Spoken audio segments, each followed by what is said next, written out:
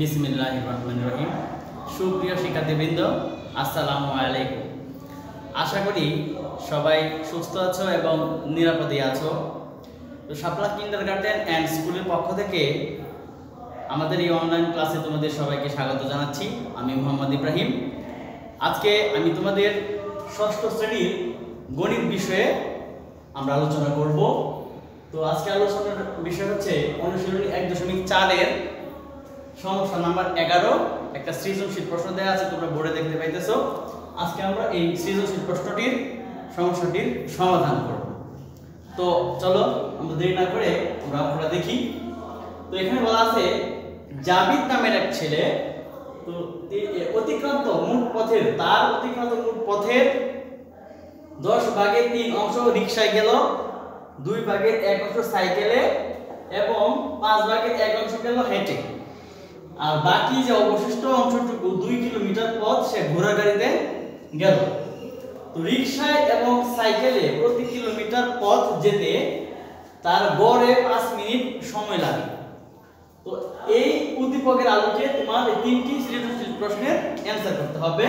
প্রথম দিকে বলা আছে 10/3, 5/2 ও 5/1 কে মানের ঊর্ধ্বক্রমে সাজাও। খতে বলা আছে অতিক্রান্ত মোট পথের দূরত্ব নির্ণয় করতে হবে। গতে বলা আছে জাবিদ রিকশায় এবং সাইকেলে মোট কত সময় ব্যয় করেছে। তো প্রথমে আমরা ক নম্বর প্রশ্নের সমাধান করার চেষ্টা করব। এখানে বলা আছে 10/3, 5/2 ও 5/1 কে মানের ঊর্ধ্বক্রমে সাজাতে হবে। তো এক্ষেত্রে আমাদের একটি বিষয় লক্ষ্য করতে হবে, এই যে তিনটা ভগ্নাংশ এখানে দেয়া আছে, আমরা কিন্তু এখানে জানি না কোন ভগ্নাংশ বড় কোন ভগ্নাংশ ছোট। তো এক্ষেত্রে আমরা এই ভগ্নাংশগুলোর মধ্যে থেকে কোনটি বড় কোনটা ছোট এটা আমরা বের করে নিব। তো কিভাবে বের করব? আমরা প্রথমে এই তিনটি ভগ্নাংশ সমহর বিশিষ্ট ভগ্নাংশের মাধ্যমে রূপান্তরিত করে আমরা বের করব কোন ভগ্নাংশ ছোট কোনটা বড়। তারপর আমরা ছোট থেকে বড় দিকে ঊর্ধ্বগতির দিকে আমরা সাজিয়ে লিখব। তো চলো আজকে আমরা এই সমস্যার সমাধান করার চেষ্টা করি। তো প্রথমে লিখতে হবে সমাধান।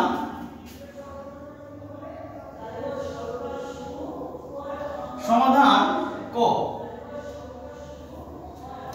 কতে যে তিনটা ভগ্নাংশ দেওয়া আছে এই তিনটা ভগ্নাংশ আমরা লিখব।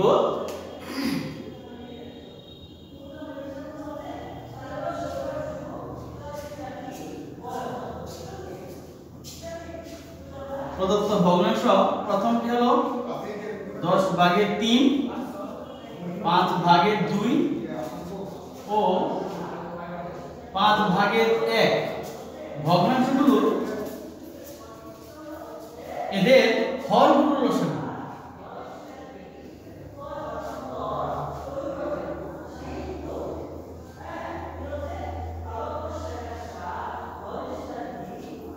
হরগুলোর লসাগু আমাদের বের করতে হবে। তো এক্ষেত্রে হরগুলোর লসাগু কিভাবে বের করতে হবে দেখো। তো আমরা জানি এই যে ভগ্নাংশগুলো দেওয়া আছে সবগুলো হলো প্রকৃত ভগ্নাংশ। কেন? কারণ এই প্রত্যেকটা ভগ্নাংশের নিচেরটাকে বলা হয় হর, উপরেরগুলোকে বলা হয় লব। তো লক্ষ্য করো, যেই ভগ্নাংশের লবের চেয়ে হর বড় বা হরের চেয়ে লব ছোট সেই ভগ্নাংশকে বলা হয় প্রকৃত ভগ্নাংশ। এক্ষেত্রে এখানে 5 হর বড় লব ছোট, এক্ষেত্রে এটাও প্রকৃত ভগ্নাংশ। এদিকেও হর বড় লব ছোট, এটাকেও প্রকৃত ভগ্নাংশ বলা হয়। তো এই যে প্রকৃত ভগ্নাংশগুলো আছে এতে যে হর, এই হরগুলো নিয়ে আমরা লসাগু করব। তো হরগুলো লসাগু কিভাবে বের করব? এদিকে আমরা সাইডে করি 10, 5 এবং 5। এখন সর্বনিম্ন যেই সংখ্যা দিয়ে তিনটা সংখ্যা অথবা মিনিমাম সর্বনিম্ন দুইটা সংখ্যাকে ভাগ করা যাবে সেই সংখ্যা দিয়ে আমরা ভাগ করব।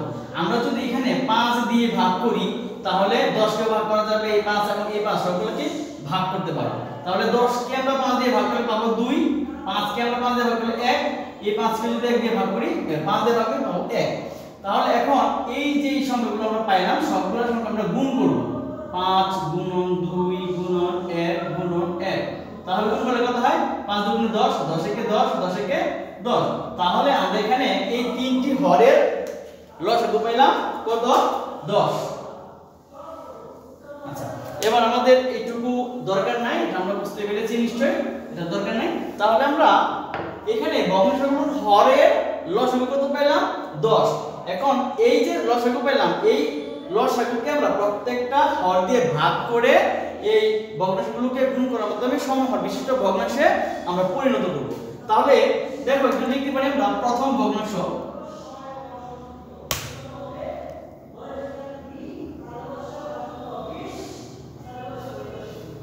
প্রথম ভগ্নাংশ কত? 10 ভাগের 3 সমান চিহ্ন দিয়ে একটা লম্বা রেখা টানব। রেখা টানার পরে আমরা আবার এই ভগ্নাংশটি এই পাশে লিখব।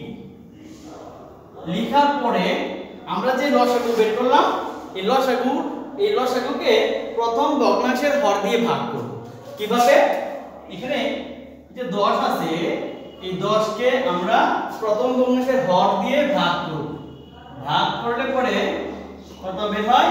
10 কে 10 দ্বারা ভাগ করলে 1, এটা সাইড রুট, এভাবে দিয়ে দিলে অঙ্কটা সুন্দর দেখায়, পরিচ্ছন্ন দেখায়। তাহলে আমরা ভাগফল পেলাম 1। এখন এই 1 দিয়ে আমরা এই ভগ্নাংশের উপরে এবং নিচে গুণ করে দিব। গুণ করলে আমরা কত পাই? 3 কে 3, 10 কে 10।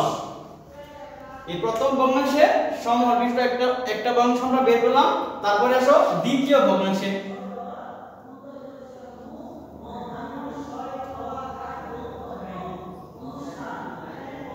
দ্বিতীয় ভগ্নাংশটি লিখবা।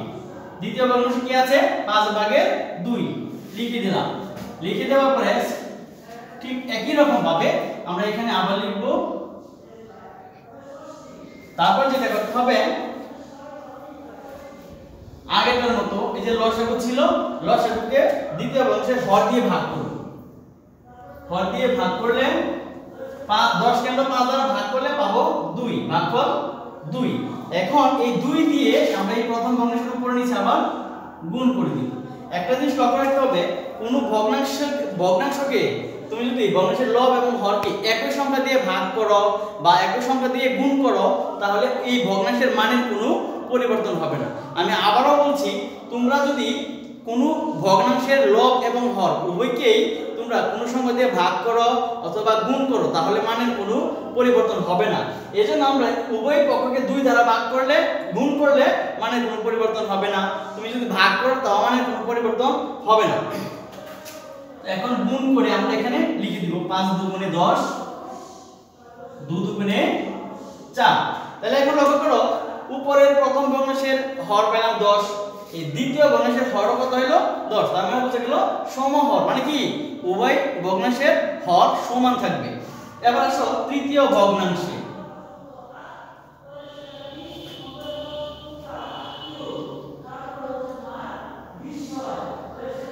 তৃতীয় ভগ্নাংশ কি ছিল? 5 ভাগের 1। সেম ভাবে আমরা এই ভগ্নাংশটা আবার এখানে লিখব। লিখার পর এই ক্ষেত্রেও 10 কে আমরা তৃতীয় ভগ্নাংশের হর দ্বারা ভাগ করব। হর দ্বারা ভাগ করলে হবে কত? 2, কারণ এখানে তৃতীয় ভগ্নাংশের হর 5, এই 5 দ্বারা 10 কে ভাগ করলে 2 হয়। এখন এই 2 দিয়ে তৃতীয় ভগ্নাংশের লব এবং হরকে গুণ করে দিব। এখন যদি গুণ করি 5 দুগুণে 10 হয়, আর উপরে 2 একে 2 হয়। এক্ষেত্রে লক্ষ্য করো, তিনটা ভগ্নাংশই আমরা কি করলাম? তিনটা ভগ্নাংশের হরকে সমান করলাম। এটাকেই বলা হয় সমহর বিশিষ্ট ভগ্নাংশ।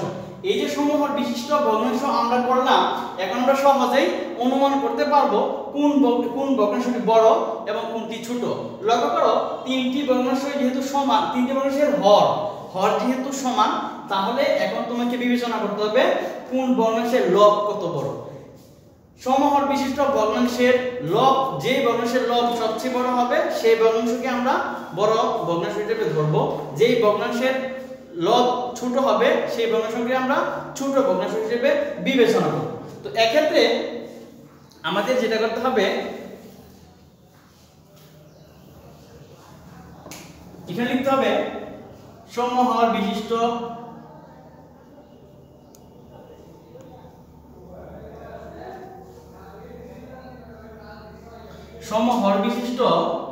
ভগ্নাংশ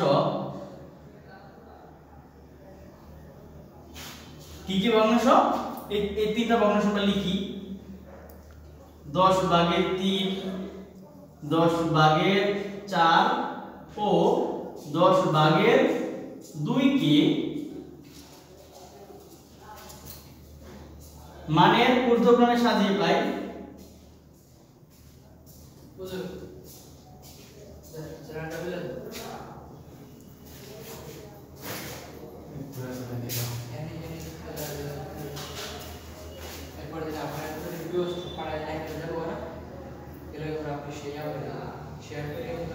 সাজিয়ে পাই কি পাই লক্ষ্য করি। তো তিনটা হর যেহেতু সমান, তাহলে সবচেয়ে বড় যে লব থাকবে সেটাকে আমরা ধরবো যে এটা সবচেয়ে বড় ভগ্নাংশ। তাহলে 3, 4, 2, এর মধ্যে কোনটা বড় হবে? নিশ্চয়ই 4। তাহলে আমরা লিখবো এখানে 4, তারপরে যে ছোট সেটা, তারপরে যে ছোট সেটা লিখব।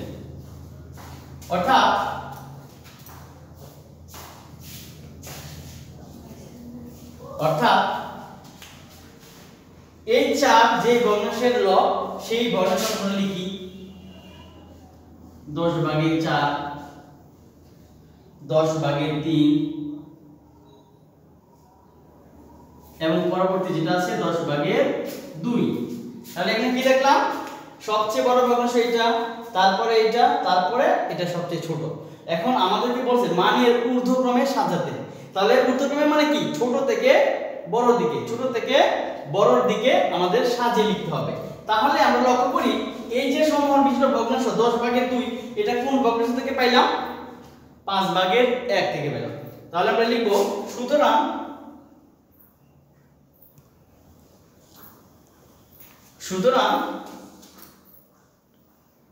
এটা কোথা থেকে পেলাম? 5/1 থেকে। এটা হচ্ছে সবচেয়ে ছোট ভগ্নাংশ।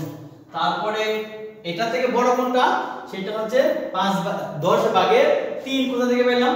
10/3 পেলাম 10/3 অংশ থেকে,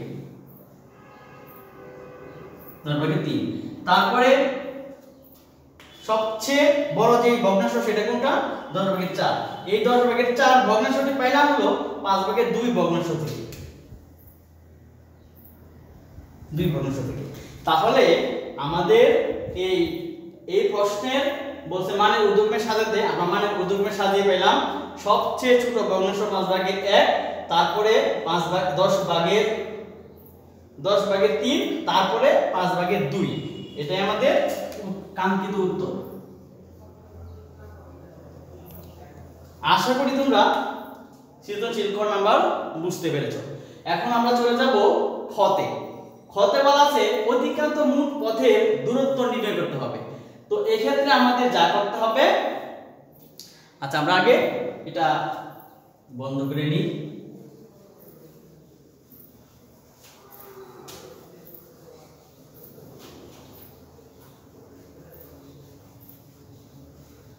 আচ্ছা, অতিক্রান্ত মোট পথের দূরত্ব বের করতে হবে। তো এখানে আমাদের মোট পথের দূরত্ব দেওয়া নাই। যেহেতু এখানে মোট পথের দূরত্ব দেওয়া নাই, সেহেতু আমরা মনে মনে মোট পথের দূরত্বটা ধরে নিব। তো লিখো, মনে করি মোট পথের দূরত্ব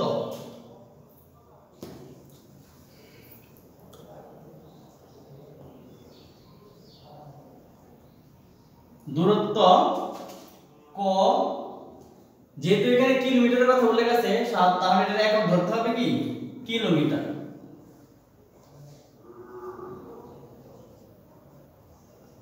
তাহলে আমরা ধরলাম কি? মোট পথের দূরত্ব হলো ক কিলোমিটার। এখন একটা জিনিস লক্ষ্য করো, এখানে বলা আছে জাবির মোট পথে 10/3 অংশ গিয়েছিল রিকশায়। তার মানে এখানে লেখা যায় রিকশায়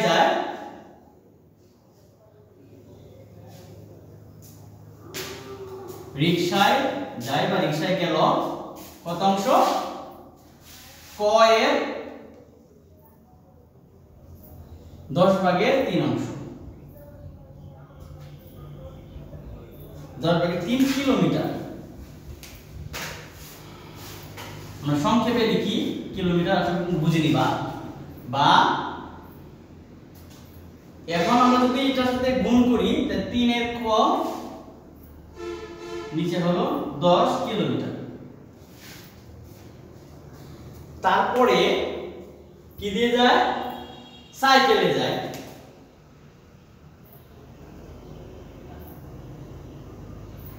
সাইকেলে গেল ক এর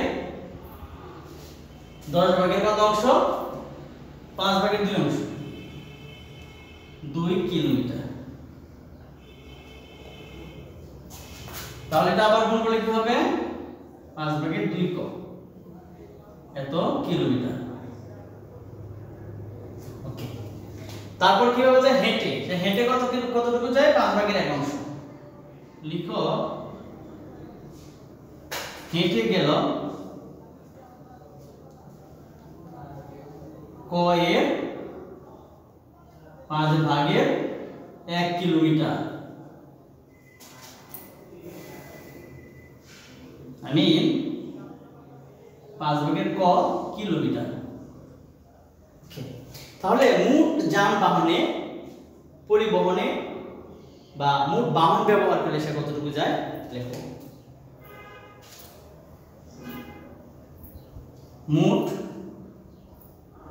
বাহন ব্যবহার করে যায়, মোট বাহনে করে যায়। এখন যোগ করতে হবে, আমরা এই তিনটা ভগ্নাংশের মধ্যে যোগ করি। যোগ করে কি হবে, 10 ভাগের 3 ক যোগ 5 ভাগের 2 ক যোগ 5 ভাগের ক কিলোমিটার।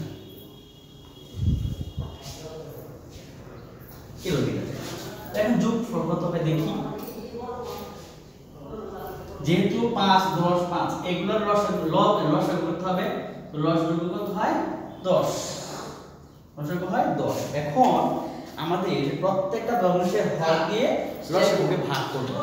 এই 10 দিয়ে যদি 10 কে ভাগ করি, ভাগফল হয় 1। 1 দিয়ে এই ভগ্নাংশের লবকে গুণ করতে হবে। তাহলে 1 দিয়ে যদি আমরা যে কোনো সংখ্যাকে গুণ করি তাহলে সেই সংখ্যাটাই হয়। যোগ, ঠিক একই রকম ভাবে এই ভগ্নাংশের দ্বিতীয় ভগ্নাংশের হর দিয়ে লসাগুকে ভাগ করব। 10 কে 5 দ্বারা ভাগ করলে হয় 2। 2 দিয়ে উপরের লবকে গুণ করব। 2 দুগুণে 4, আর এখানে ক আছে লিখে দিব। তারপরে যোগ চিহ্ন দিয়ে আবার সেম 5 দ্বারা 10 কে ভাগ করতে হবে, ভাগফল হবে 2। 2 দিয়ে ক কে গুণ করলে হয় 2 এর ক, এত কিলোমিটার।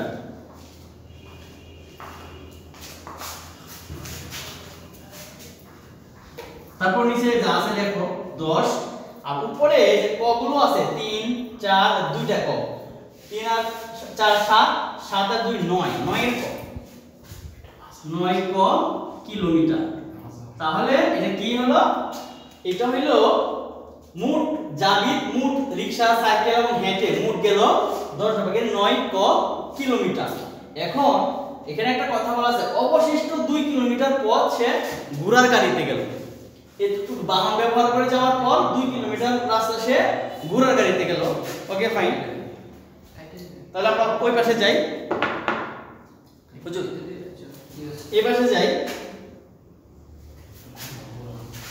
এই পাশে। আচ্ছা, তাহলে কি শর্ত মতে বলা আছে এগুলো সে রিকশা, সাইকেল হেঁটে গেল। হেঁটে গেল কত কিলোমিটার,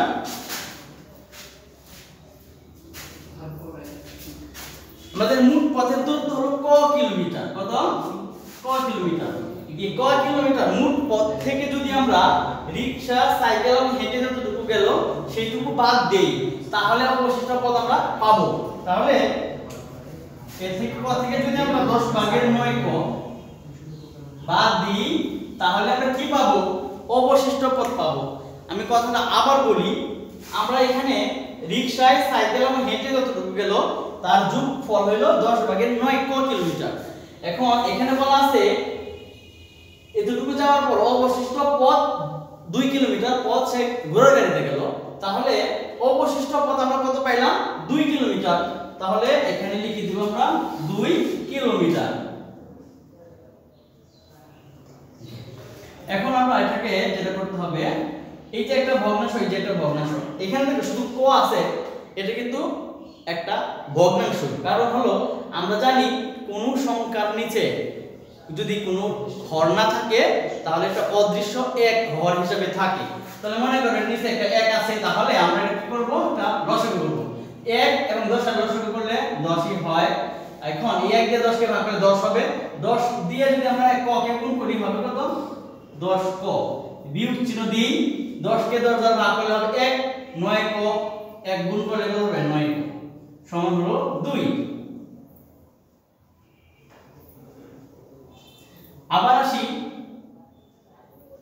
এখন এই পাশে লক্ষ্য করো, 10 এর ক থেকে যদি 9 এর ক বাদ 9 টা ক বাদ দিই, 10 টা ক থেকে 9 টা ককে বাদ দিলে থাকবে কত, 1 টা ক, সমান 2 কিলোমিটার। বা একটা জিনিস লক্ষ্য করো, এই পাশে একটা ভগ্নাংশ আছে, তো আমরা জানি এই পাশ থেকে কোন সংখ্যা যদি আমরা ওই পাশে নিতে চাই, এই পাশে ভাগ অবস্থায় থাকলে ওই পাশে যায় গুণ হবে, এই পাশে গুণ অবস্থায় থাকলে ওই পাশে যায় ভাগ হবে। সো এই পাশে যেহেতু ভাগ অবস্থায় আছে, তাহলে আমরা ওই পাশে নিয়ে কি করব, গুণ করে দিব। তাহলে এই পাশে কি থাকবে, তাহলে এই পাশে শুধু পদ থাকবে, আর এই পাশে ভগ্নাংশের যে ভাগের যে 10, এটা ওই পাশে গেলে কি হবে, 2 এর সাথে গুণ হবে। বা ক সমান 10 দুগুণে 20 কিলোমিটার। তো আমরা এখানে মনে করেছিলাম কি মোট পথের দূরত্ব ক, তাহলে আমরা এখানে ক এর মান পেলাম 20 কিলোমিটার, অর্থাৎ আমাদের এই মোট পথের দূরত্ব হলো 20 কিলোমিটার। তোমরা লিখতে পারো, সুতরাং নির্ণয় মোট পথের দূরত্ব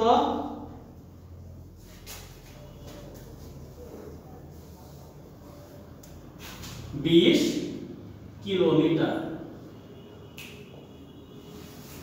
এটাই হলো আমাদের কাঙ্ক্ষিত উত্তর। আমি আবার একটু ব্রিফ করি। তো এখানে বলা আছে অতিক্রান্ত মোট পথের দূরত্ব নির্ণয় করতে হবে। তো আমরা যেহেতু এখানে মোট পথ কত আমরা জানি না, সেহেতু আমরা একটা সংখ্যা ধরে নিলাম, মনে করি মোট পথের দূরত্ব ক কিলোমিটার। তো ক কিলোমিটার ধরার পরে আমরা রিকশায় কত কিলোমিটার গেলাম, হেঁটে কত কিলোমিটার গেলাম এবং সাইকেলে কত কিলোমিটার গেলাম সেটা বের করলাম। কিভাবে, তো রিকশা গেলাম মোট পথের 10 ভাগের 3 অংশ, অর্থাৎ ক এর 10 ভাগের 3 অংশ। এটাকে যদি আমরা বের করি তাহলে কি হয়, এই ক 3 এর সাথে গুণ হয়ে উপরে বসবে 3 ক, আর নিচে হলো 10 কিলোমিটার। ঠিক একই ভাবে সাইকেলে কত কিলোমিটার গেলাম, মোট পথের 5 ভাগের 2 অংশ, অর্থাৎ 5 ভাগের 2 কিলোমিটার। হেঁটে কতটুকু গেলাম, হেঁটে গেলাম ক এর 5 ভাগের 1, অর্থাৎ 5 ভাগের ক কিলোমিটার। এখন আমরা এই মোট পথটুকু গেলাম হলো, এই মোট বাহনে করে গেলাম কতটুকু, এই তিনটা বাহনের সঙ্গে যদি যোগ করি তাহলে হয়ে যাবে 3 ক, 4 এর ক, 2 এর ক বাই 10। অর্থাৎ এটা আমরা প্রথমে লসাগু করলাম, লসাগু করার পরে এই হর দিয়ে আমরা এই লসাগুকে ভাগ করলাম, ভাগ করলে হয় 1। 3 এর ক কে যদি আমরা 1 দিয়ে গুণ করি তাহলে সেই সংখ্যাটাই হবে। যোগ চিহ্ন দিয়ে আমরা একই রকম ভাবে এই হর দিয়ে লসাগুকে ভাগ করলাম, হলো 2। 2 দিয়া 2 এর ক কে গুণ করলে 2 দুগুণে 4 আর ক হয়। যোগ চিহ্ন দিলাম, এই 5 দিয়ে যদি আবার লসাগুকে ভাগ করি হয় 2। 2 দিয়ে ক কে গুণ করলে হয় 2 এর ক। এখন এই তিনটা যদি আমরা যোগ করি, 3 আর 4 7, 7 আর 2 হবে 9, 9 এর ক আর নিচে 10। এখন এখানে আমরা যেটা করলাম, আমরা বইয়ের যে শর্তটা ছিল রিকশায়, সাইকেল এবং হেঁটে যাওয়া যে যতটুকু পথ গেল, সেটা অবশিষ্ট যে পথটুকু ছিল সেটা 2 কিলোমিটার রাস্তা সে হেঁটে ঘোড়া গাড়িতে গেল। এখন 2 কিলোমিটার রাস্তা ঘোড়া গাড়িতে গেল, তাহলে আমরা কি লিখতে পারি, মোট রাস্তা থেকে রিকশা, সাইকেল এবং হেঁটে যতটুকু গেল এইটুকু যদি বাদ দিই তাহলে অবশিষ্ট পথ থাকে। তো আমাদের এখানে অবশিষ্ট পথ কত কিলোমিটার, 2 কিলোমিটার দেওয়া আছে। তো শর্ত মধ্যে হলো এটা মোট পথ থেকে সাইকেল, রিকশা এবং হেঁটে যতটুকু গেলাম বাদ দিলাম, তাহলে আমরা কি অবশিষ্ট পথ পাইলাম। এখন আমরা এই পাশে একটা এই দুইটা ভগ্নাংশের লসাগু করব। তো এখানে স্বাভাবিকভাবে দেখা যায় এটা একটা বর্ণ এটা কোনো ভগ্নাংশ না, কিন্তু এরকম যদি কোনো বর্ণ বা সংখ্যা থাকে তোমরা মনে মনে নিজে এক ধরতে হবে হর হিসাবে। যে কোনো সংখ্যা থাকলে মনে মনে এক ধরতে হবে হর হিসাবে। তাহলে 1 এবং 10 এর লসাগু করলে হয় 10। এখন এখানে যে হর 1 মনে মনে ধরলাম, 1 দিয়ে যদি আমরা 10 কে ভাগ করি তাহলে হয় 1। এখন ক দিয়ে 10 হয়। এখন এই 10 কে যদি আমরা ক দ্বারা গুণ করি হবে কত? 10 এর ক, তারপর বিয়োগ চিহ্ন দিলাম। আবার ঠিক একইভাবে 10 দিয়ে যদি এই লসাগুকে ভাগ করি হবে 1। 9 এর ক এর সাথে যদি 1 গুণ করি 9 এর ক হয়, সমান চিহ্ন 2 কিলোমিটার। এখন 10টা ক থেকে যদি 9টা ক আমরা বিয়োগ করি থাকবে একটা ক, নিচে 10 থাকলো, সমান 2 কিলোমিটার থাকলো। এখন আমরা এখানে একটা কথা বলছিলাম, সমান চিহ্নের এক পাশে, সমীকরণের এক পাশ থেকে যদি অন্য পাশে আমরা কোনো সংখ্যা নিতে চাই, ভাগ থাকলে গুণ হয়, গুণ থাকলে ভাগ হয়। তো এখানে 10 ভাগ অবস্থায় আছে, আমরা যদি ওই পাশে নিতে চাই তাহলে সেটা হয়ে যাবে গুণ। তাহলে এই 10 যদি আমরা ওই পাশে নিয়ে যাই কি থাকবে? ক থাকবে। আর 10 ওই পাশে যায় কি হলো? গুণ হয়ে গেল 2 এর সাথে।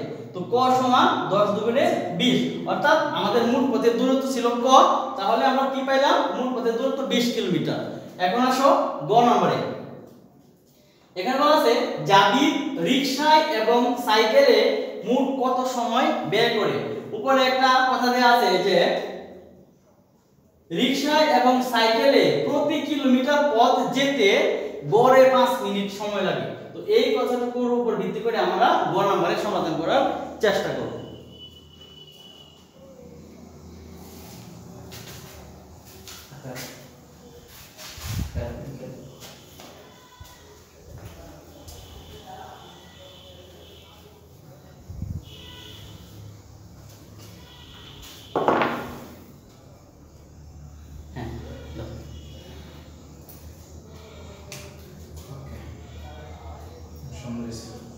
এখন গ নাম্বার, জাবিদ রিকশায় এবং সাইকেলে মোট কত কিলোমিটার গেল আমরা কি সেটা বের করি।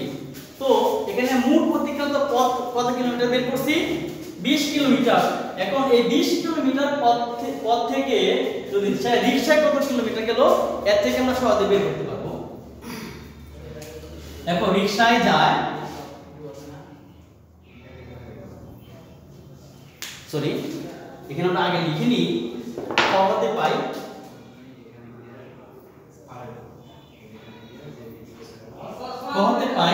মোট পথের দূরত্ব।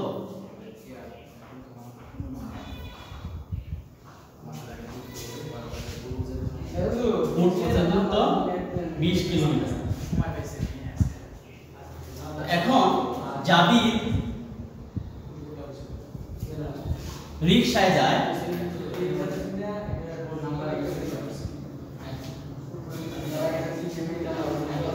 রিকশায় যায় মোট পথের 10/3 অংশ, অর্থাৎ 20 এর 10/3 কিলোমিটার। এটা কিন্তু আমরা কাটাকাটি করি, 10 দিয়ে 20 কে ভাগ করা হয় 2, 3 দুগুণে 6 কিলোমিটার। তাহলে জাবিদ রিকশায় যায় কয় কিলোমিটার? 6 কিলোমিটার। এবং সাইকেলে যায় কতটুকু? এবং সাইকেলে যায় 20 মোট পথের 5/2 অংশ।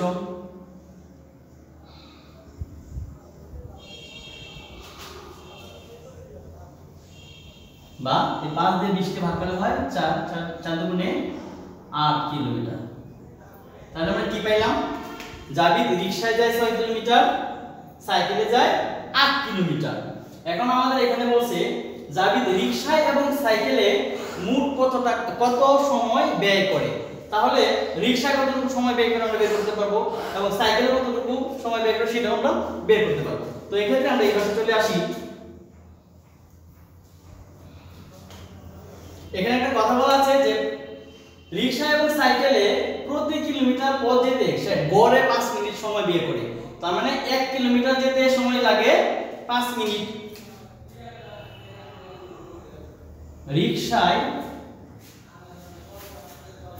1 কিলোমিটার যেতে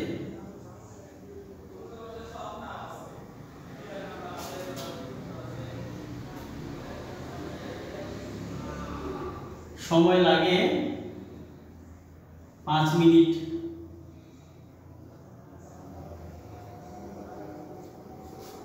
সুতরাং সে এসে যায় 6 কিলোমিটার। 6 কিলোমিটার সময় যেতে সময় লাগে 5 6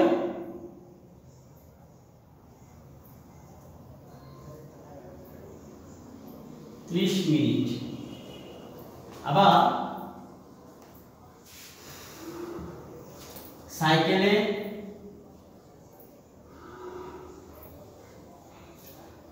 1 কিলোমিটার যেতে সময় লাগে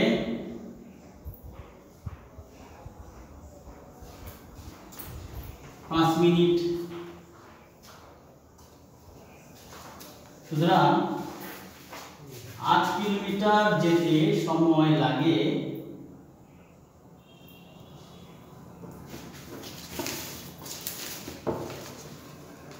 40 মিনিট। সুতরাং মোট সময় লাগে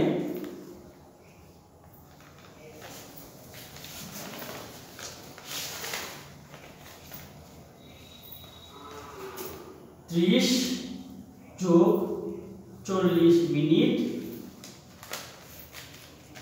বা 70 মিনিট। এটাকে যদি আমরা ঘন্টায় প্রকাশ করি তো আমরা জানি 60 মিনিটে হয় 1 ঘন্টা। তাহলে কি লিখতে পারি? 1 ঘন্টা 10 মিনিট।